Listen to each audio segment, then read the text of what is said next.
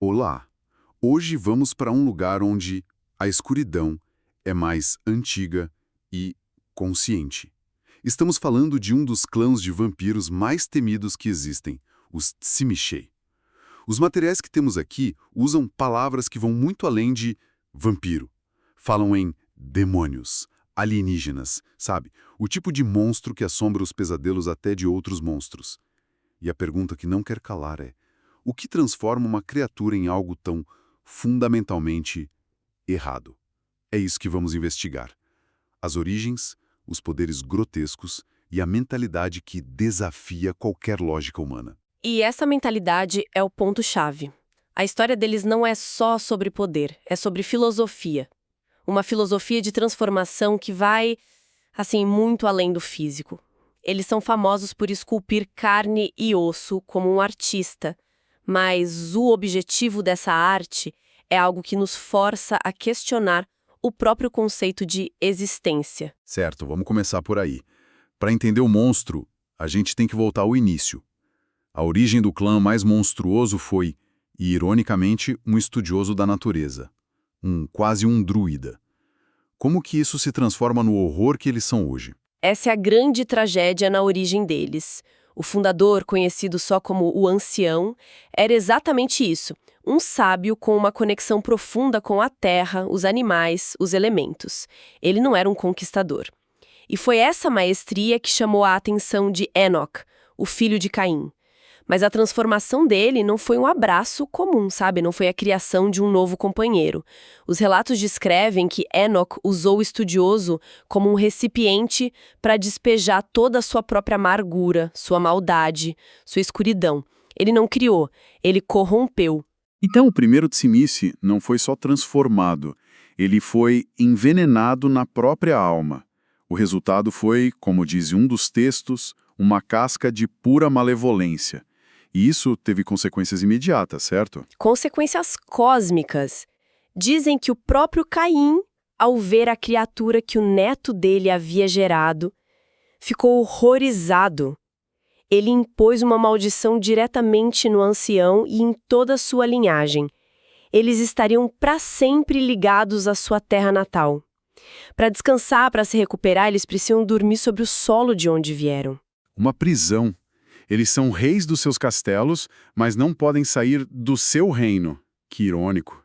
Isso os torna incrivelmente territoriais, imagino. Exatamente. Essa maldição forjou a identidade do clã.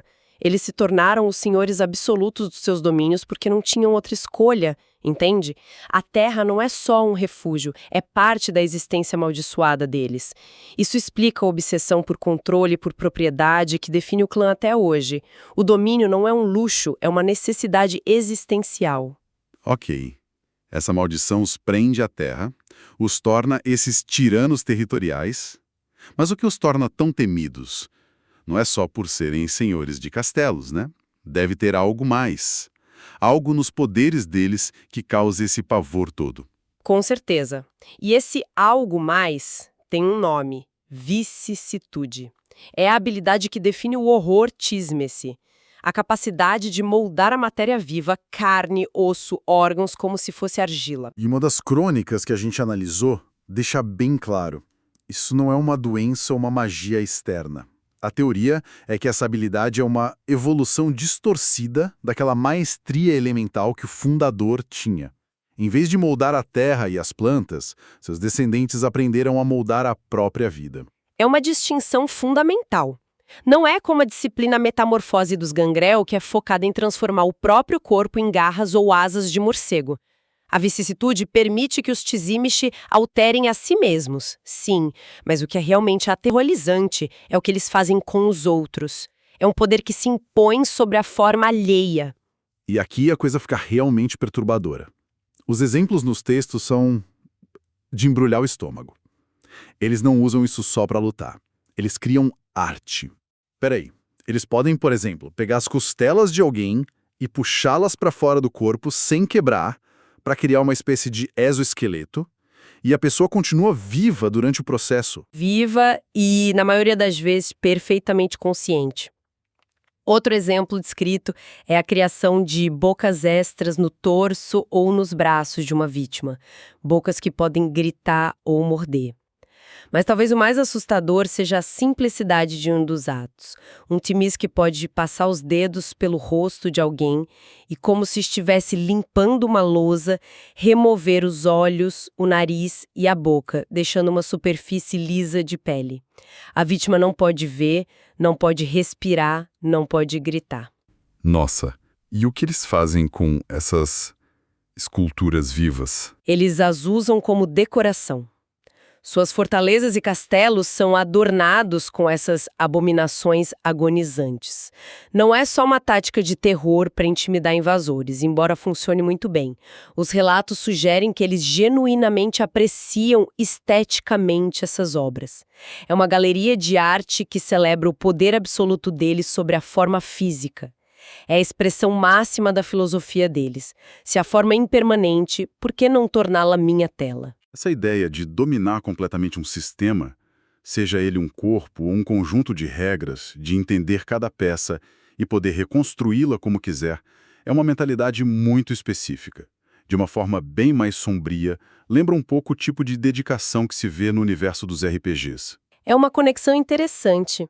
Geralmente, quem se aprofunda em RPGs é uma pessoa mais criativa, com raciocínio estratégico e um gosto pela leitura. Esse perfil, que busca entender sistemas complexos e se dedicar a eles, tem muito em comum com o tipo de foco necessário para se preparar para grandes desafios intelectuais, como provas e concursos. Exatamente.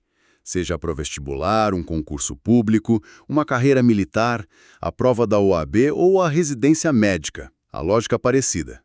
Maestria sobre um sistema complexo. E se quem está ouvindo é estudante e busca essa maestria, entra agora em medcob.com.br, baixe o app e aproveita o maior banco de questões do Brasil, com provas anteriores de todas as instituições, questões comentadas, resumos práticos, aulas completas e flashcards prontos para revisar onde quiser. E falando em maestria, os Timicisti levam essa ideia ao extremo mais aterrorizante que se possa imaginar. Eles não buscam dominar apenas o corpo alheio, mas a própria natureza da existência, através de uma filosofia completamente desumana. Certo. Então, essa filosofia é a chave para eles não se tornarem apenas monstros caóticos. Como funciona isso? Basicamente, eles reconhecem que a humanidade, aquele código moral que a maioria dos vampiros tenta preservar para não enlouquecer, é uma fraqueza. Então eles a abandonam por completo. Mas para não se tornarem bestas raivosas, eles adotam filosofias alienígenas, os chamados caminhos da iluminação. O objetivo não é ser bom, é ser o mestre perfeito de si mesmo, o tirano supremo. Um monstro controlado e não um animal selvagem. E essa filosofia se reflete na sociedade deles, que parece ser extremamente dividida. Os textos descrevem dois extremos bem claros. De um lado, você tem os anciões, aristocratas milenares trancados em seus castelos na Europa Oriental. Eles comandam servos mortais, famílias de carniçais que os servem há gerações, como os Bratovich ou os Antosa, e criam armas de guerra biológicas. A mais famosa é o Vozhd, uma abominação gigantesca costurada a partir de múltiplos humanos e animais, como lobos e ursos, e moldada pela vicissitude. É um tanque de guerra vivo. E do outro lado? Do outro lado, os mais jovens, com o apelido depreciativo de Shovelheads, ou cabeças de pá. A origem do nome vem do método de criação deles. Um mortal é espancado com uma pá, jogado numa cova, e se conseguir sair, é considerado digno. São criados em massa, de forma brutal e rápida, para servirem de bucha de canhão nas guerras do Sabá contra Camarilla. A descartabilidade deles é o oposto da realeza dos anciões. Mas que tipo de honra é essa que convive com a tortura no porão? Parece uma contradição total. E é aí que está o ponto-chave. Para os Timici, a honra não é sobre ser bom ou mal em termos humanos. É sobre ser o mestre absoluto de si mesmo e de seu domínio. O código de hospitalidade, por exemplo, é a prova definitiva do autocontrole deles. Um timice oferece proteção a um convidado, mesmo que o odeie, por 3 dias e 3 noites. Durante esse tempo, ele o defenderá com a própria vida. 3 dias. E depois? Depois, o convidado está por conta própria e os portões se fecham. Mas durante aquele período, a lei é a lei. Eles seguem essas regras não porque precisam, mas porque escolhem, provando que estão acima do caos e da própria besta interior. A tortura no porão, para eles, é só outra forma de controle. O domínio sobre a forma física alheia. As duas coisas não entram em conflito na mente deles. Uma é controle interno, a outra é controle externo. É uma lógica impecável e, ao mesmo tempo, completamente insana. É o tipo de detalhe que torna essa exploração tão fascinante. Aliás, se este tipo de análise mais aprofundada interessa, considere deixar um curtir e se inscrever para não perder nossas futuras conversas. Essa dualidade entre uma ordem rígida e um horror sem limites é o que os definem. A honra deles é uma ferramenta dessa filosofia alienígena, não um resquício de moralidade mortal. Ok. Então, como um clã com essa mentalidade se relaciona com o resto do mundo vampírico? Ou melhor, como eles não se relacionam? A Camarilla, por exemplo. Inimizade total e absoluta. Um Tzimisce vê a Camarilla como uma piada. Uma organização de vampiros fracos que se apegam pateticamente a uma humanidade que os Tzimisce abandonaram com orgulho. Para eles, a máscara não é uma proteção, é uma covardia. Eles não se escondem da humanidade, eles a dominam. E com o Sabá, a seita anarquista e monstruosa, eles parecem se encaixar melhor lá. Eles se encaixam, mas nos termos deles. Os Tzimisce foram um dos clãs fundadores do Sabá, mas na mente deles a relação é muito clara. Não é que os Tzimisce pertencem ao Sabá, é o contrário. O Sabá pertence aos Tzimisce. Eles se veem como a espinha dorsal, a alma filosófica e a verdadeira liderança da seita. Claro, o clã La Sombra discorda veementemente, o que gera uma rivalidade interna constante pelo poder. Mas de todas as inimizades, os textos apontam uma que é mais profunda, mais cheia de ódio. O clã Tremere. O que aconteceu ali? Ali a questão é pessoal. Os Tremere eram magos mortais que alcançaram a imortalidade de uma forma antiética, digamos. Eles capturaram o ancestral Tzimisce e outros vampiros e, através de um ritual, roubaram a imortalidade, diabilizando-os e se transformando no clã que são hoje. Para os Tzimisce, que valorizam linhagem, domínio e propriedade, acima de tudo, isso é o pecado supremo. Não foi uma guerra, foi um roubo, uma violação que jamais será perdoada. O inimigo do meu inimigo é meu amigo. O que me leva a uma história bem peculiar que a gente encontrou sobre o Sálubri, outro clã caçado pelos Tremere. Exatamente. Perseguidos e à beira da extinção, alguns Sálubri buscaram refúgio nos domínios Tzimisce, apelando para essa inimizade em comum. E, de acordo com o Código de Honra de Tzimisce, a proteção foi oferecida. Mas sempre tem um mas com eles. A que custo? O custo era testemunhar a realidade de um domínio Tzimisce. Os relatos sugerem que, após algumas noites ouvindo os gritos das masmorras, vendo as esculturas de carne que antes eram servos ou prisioneiros, muitos Salubri talvez preferissem enfrentar a caçada dos Tremere do lado de fora. A proteção era garantida no salão principal, mas o preço era a sanidade. Isso ilustra perfeitamente a natureza deles. A proteção era uma questão de honra, de seguir as regras. O que acontecia no resto do castelo era uma questão de arte, de poder. Na mente deles, não há contradição. Então, no fim das contas, quem são os Tzimisce? Eles são muito mais do que simples monstros. São arquitetos do grotesco, tiranos com um código de honra distorcido e artistas cuja matéria-prima é a própria vida.